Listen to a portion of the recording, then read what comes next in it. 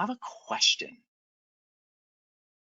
And this is then, what do I need to do after all that I've said in order to intentionally create healthy, flexible space in my world of influence? What do we do? What's the answer? Well, the answer is what I call get my pieces of the pie. Okay, and this is where we're going to talk about a concept today, just for fun, called the power of pie. And it's good time with Christmas. Christmas, some people love having pie. If it's, I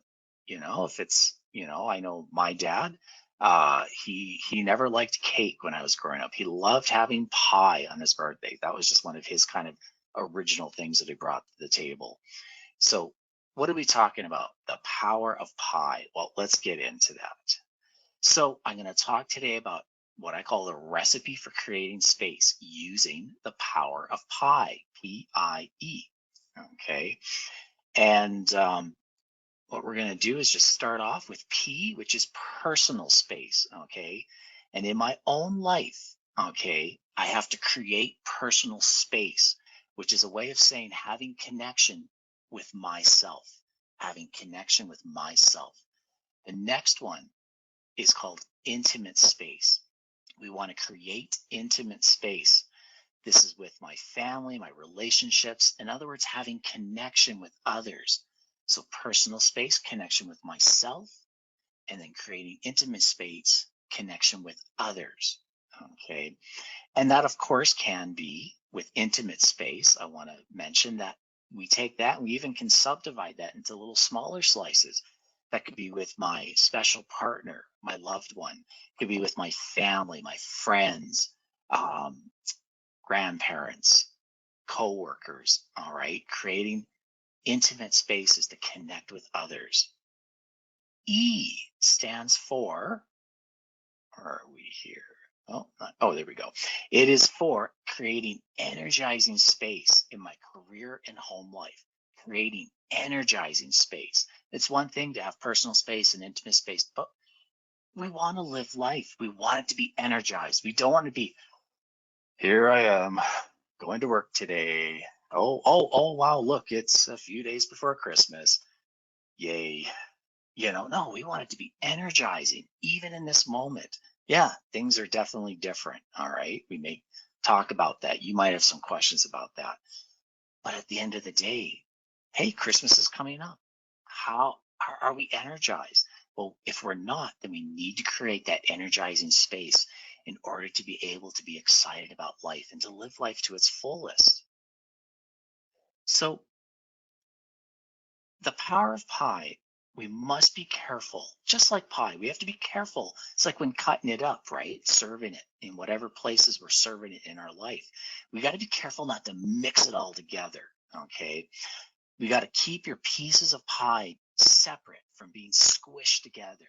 I mean, come on, who wants to eat squished pie? All right, now I know some of you might be out there, you might know of some people, well, it doesn't matter, I just eat all the food, I put it in, it goes down to the same place. Okay, well, that's maybe one out of whatever, 1,000 people. That's fine. But at the end of the day, I don't know about you, but me, I like to keep things separate. That's just one of my things. Okay, depending on you, you might be a little bit different. But it's also where presentation sometimes is also everything. Okay, and here's the analogy I'm trying to make regarding this squish pie thing. Okay, you see, many families, and maybe yourself when I speak about this, it might resonate with you. They're trying to do so much at home, trying to bring so much together, okay? Trying to raise their kids, trying to deal with work, trying to, maybe it's just even feeding the pets, cleaning the house, trying to keep up with the laundry, trying to dealing maybe with, as I said before, a challenging partner that you might be struggling with. All right. Maybe dealing with a lot of these different changes that are very uncomfortable. And we're trying to deal with it all in one, all in the same moment. And it's too compressed. We have to decompress it, separate it into different areas, okay, different parts of the pie, okay. And so out of that, we come to the how part, okay. The what or the why is how to, why we need to create space. The what is using the power of pie. But now, how do I do that? Tell me, Jeremiah, how do we do that? How to create space using Pi? And I just want to mention that just always got to give credit due where credit's due. The following information, a lot of it has been adapted, but it's been taken from a guy called Dr. Bessel van der Kolk, who's a medical doctor, but he's also considered an expert within trauma. He's just one of those guys that when he speaks, I listen, okay? I think his kind of go-to book is called How the Body Keeps Score. So that's just a book that has been very popular just amongst people who deal with trauma or deal with just being more connect with themselves and others. So out of that, we're going to talk about the hows. Okay, well, the first one here is we want to create routine and predictability. Okay, and the way we do that, first and foremost, of anything you do, I mean, really, if anything you take away from today, okay, this is what I want you to do, is first and foremost, figure out how to create routine and predictability. And the best way that continually shows up over and over again when doing this is to create a schedule, okay? Create a schedule and the things prepared throughout your day, okay? Whether you're at home, whether you're at work, do that. Well, how do we do that? Well, create a calendar of connections and activities for work and home. This could include beyond just, well, I have work today, I have work tomorrow. Okay, but how about calling your friend later on in the week? How about maybe you've got a game night that you've got planned with your family? Maybe you've got a Facebook time with a buddy of yours that you're just going to do some chat stuff. See, it's not just about putting in my routine and schedule and everything that I do. That is good, but we also want to have a little bit of fun. And we want to be able to put things that we are looking forward in doing as well, not just the things that we might be kind of, drudging. Oh, I have to make dinner again. Okay, well, let's make it fun. What's your favorite meal? Is there something you really enjoy doing that you really want to do? And you're like, okay, yeah, no, tomorrow's going to be, I'm actually, instead of ordering pizza, let's actually make real pizza. Let's give that a shot. Let's make it together and make it a fun night, whether it's myself individually or whether it's with my family. Let's have a pizza night. And that's something I can look forward to and enjoy and go, oh, I'm excited. Can't wait. Friday night's going to be pizza night. Boy, could be a complete disaster, but we're going to have fun anyways. Adding stuff to your calendar within your schedule that you look forward to. Okay. Also, I want to include add to this because it will make it then a positive experience. Okay. And that's the whole purpose. Calendar, creating a schedule. It's just to make it a positive experience. All right.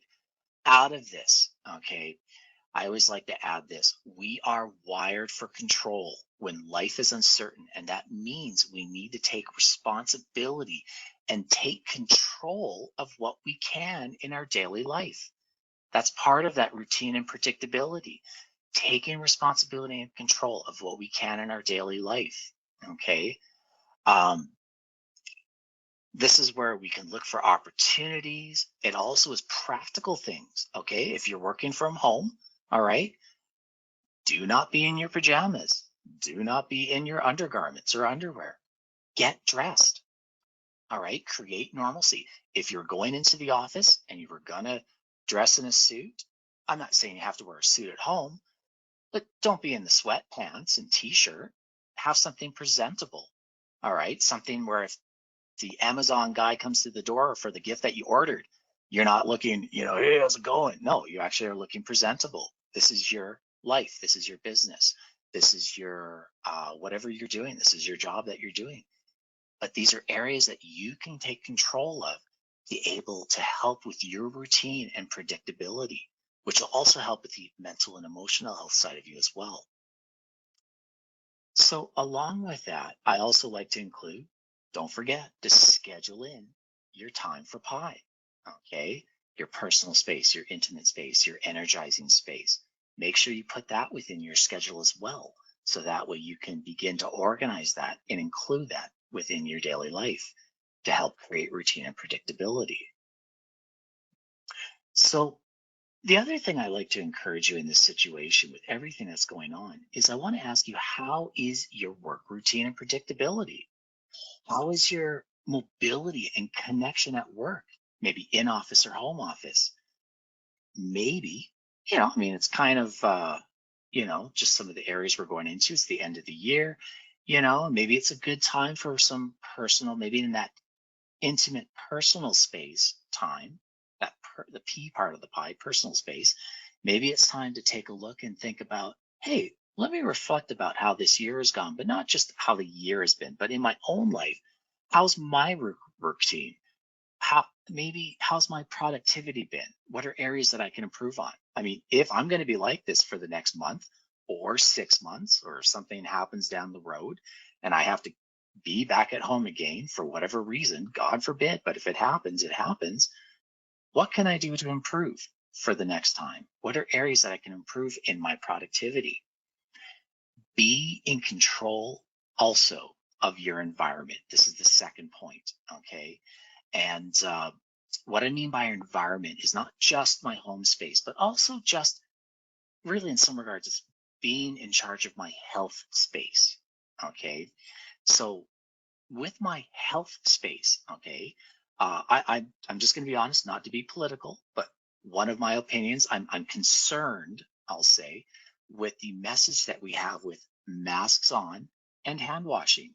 Not that I'm against masks or hand washing, but it's the message and how it's being framed that I'm concerned about. My thing is more about, just based on my past, because I've been through Norwalk, I've been through the various H1N1s and what is it, SARS? I don't know. I've been doing this for a while now, so out of that, I've had the opportunity to learn from some really good staff and from some nursing staff to be able to learn just from my past background working with a not-for-profit. And in that, you'll learn things like it's not just about masks. It's about hand washing. It's about touch points, what I'm touching, my keyboard. Who else is touching my keyboard? How about doorknobs? How about when I open up a door, you know? And so it's being able to be in control of those situations to first of all help relieve anxiety.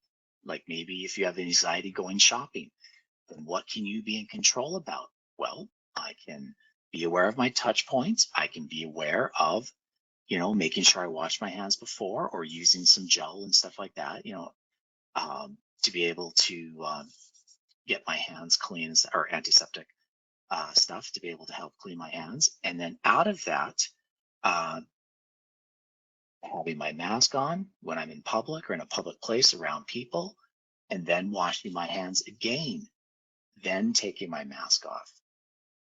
And then again, being aware of touch points. So I hope that makes sense what I'm saying there. I'm not trying to belabor anything. I guess out of that is just my concern that as soon as masks became mandatory, all of a sudden, and this is just my personal observation, okay, this is not a statistic or study or what anyone said. This is just what I have observed in my opinion. So I just want to make that clear.